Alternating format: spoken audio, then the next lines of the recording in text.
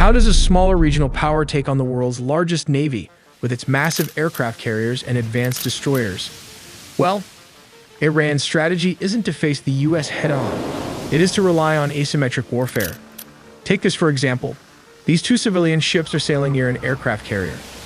Everything looks completely normal.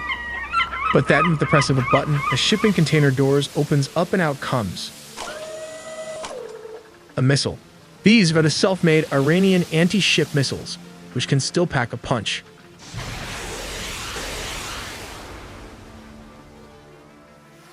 This is instantly followed by a swarm of low-flying drones and fast attack boats from within the cargo ships, and not to forget the small midget submarines.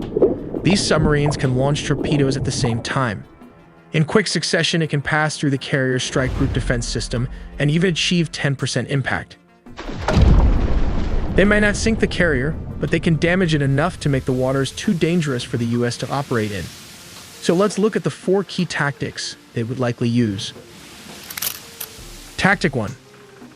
First and perhaps most famous is the swarm.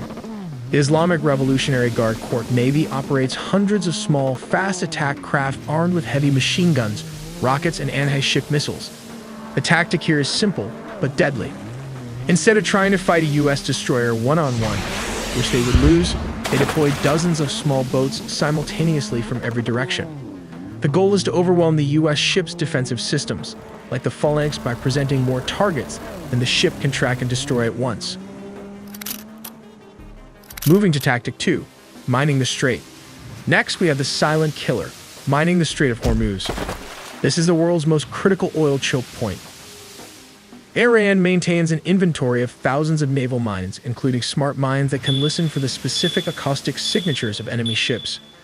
In a conflict, Iran could use submarines, small boats, or even disguised civilian vessels to drop mines right into the shipping lanes. The goal here isn't just military, it's economic. This would deny the US Navy safe passage and immediately spike global oil prices, inflicting massive economic pain on the US and its allies. Here comes Tactic 3, the kill zone. Third is the geographic advantage, coastal missile batteries. The Iranian coastline is mountainous and rugged, perfect cover for mobile missile launchers. The regime also employs shoot-and-scoot tactics using truck-mounted cruise and ballistic missiles. They fire a missile and immediately move to a new hiding spot before the US can strike back. This effectively turns the Gulf into a kill zone, where US ships are under constant threat of fire from land with nowhere to hide. Tactic 4. We have the ambush threat, midget submarines. The Persian Gulf is actually quite shallow, which makes it difficult for massive US nuclear submarines to operate. However, it is perfect for Iran's fleet of diesel-electric mini-subs, like the Ghadar class. These small subs can sit silently on the seafloor, waiting for a target to pass overhead before firing torpedoes. It's a surprise ambush tactic designed to damage high-value assets, like carriers or destroyers, while remaining almost impossible to detect by sonar. These small but stealthy diesel-electric submarines, designed for operations in the shallow waters of the Persian Gulf, pose a significant threat to US aircraft carriers. The Ghadar-class submarines, which are difficult to detect due to their small size and low acoustic signature, could position themselves in strategic locations near key naval choke points, such as the Strait of Hormuz. Equipped with heavyweight torpedoes and capable of deploying naval mines, these submarines could launch surprise attacks on US aircraft carriers. By waiting in ambush near expected carrier movements, Ghadar-class submarines could fire a coordinated torpedo strike, targeting the hull and propulsion systems of US carriers. A successful torpedo strike on an aircraft carrier could disable its flight deck operations, significantly reducing the US Navy's ability to project air power in the region. Additionally, these submarines could lay underwater mines in critical sea lanes, forcing US warships into predetermined ambush zones where Iranian missile and drone attacks could follow up. Tactic 5. We can't ignore the aerial threat. This is drone warfare. Iran has invested heavily in becoming a drone superpower in the Middle East. In a conflict, they would use UAVs not just for surveillance, but as loitering munitions, essentially suicide drones. The tactic is to launch them in massive waves to crash into the sensitive radar dishes and flight decks of US ships. The goal is to blind the fleet's sensors and halt flight operations, leaving the ships vulnerable to missile attacks. Let's look at Tactic 6. The U.S. fleet relies on ports in Bahrain and air cover from bases in Qatar to sustain the fight. Iran possesses the largest ballistic missile arsenal in the Middle East. Their strategy includes massive missile barrages targeting these static headquarters and logistical hubs. The goal isn't just to destroy buildings, but to deny the U.S. Navy the fuel, ammo, and command support it needs to stay in the fight. If the ships have nowhere to dock, they can't stay in the Gulf.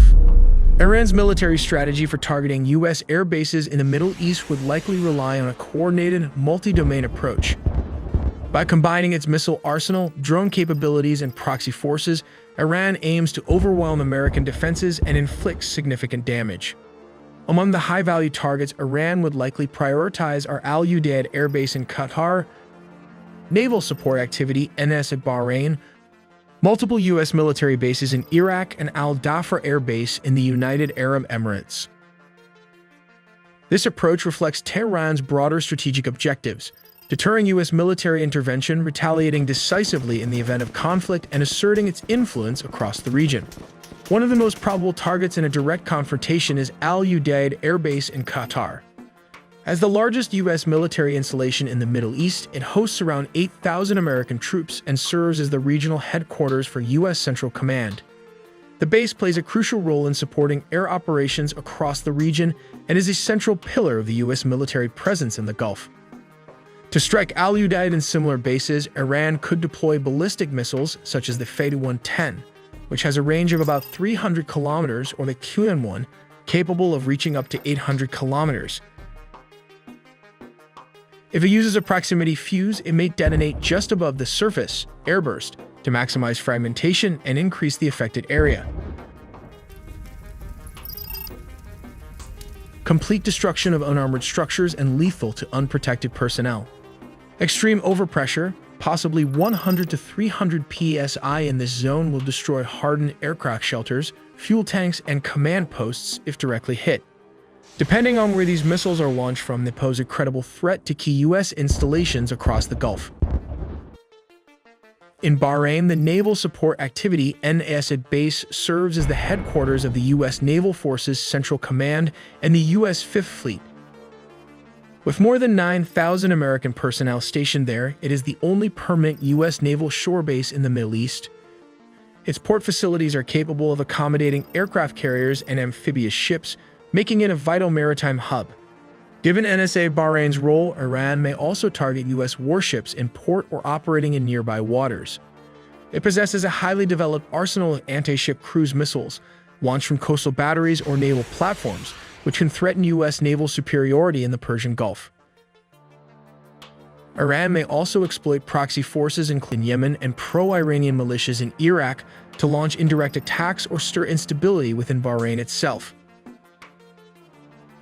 In Kuwait, the U.S. maintains a strong presence at Camp Arifshan and Ali Al Salem Air Base, which together host around 13,500 troops as of 2021.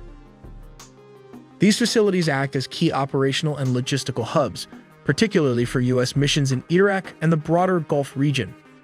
They also use the Soviet-era anti-ship missiles with solid booster and liquid fuel attached to it, produced during the Cold War, is employed for the attacking mission. When launched, the first stage booster fires off for 2 to 3 seconds, after which the second stage takes off.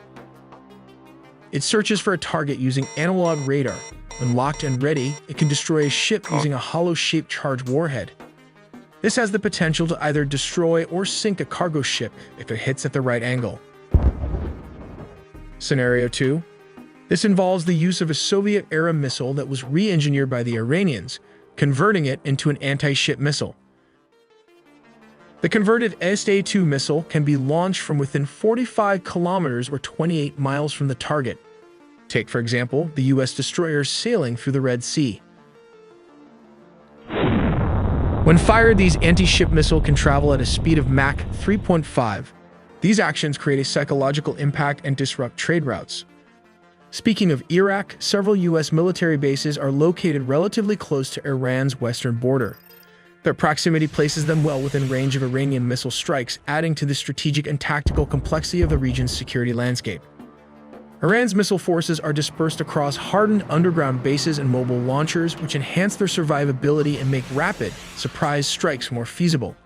These launch platforms are designed to withstand preemptive attacks and deliver quick retaliatory blows. In terms of targeting, Iran would likely aim to paralyze air operations by striking runways, fuel storage facilities, aircraft shelters, command centers, and logistics nodes. The objective would be to degrade U.S. combat capability quickly and limit its ability to respond effectively. But if you want to understand U.S. new military strategy on the Middle East, check out our future upcoming video here.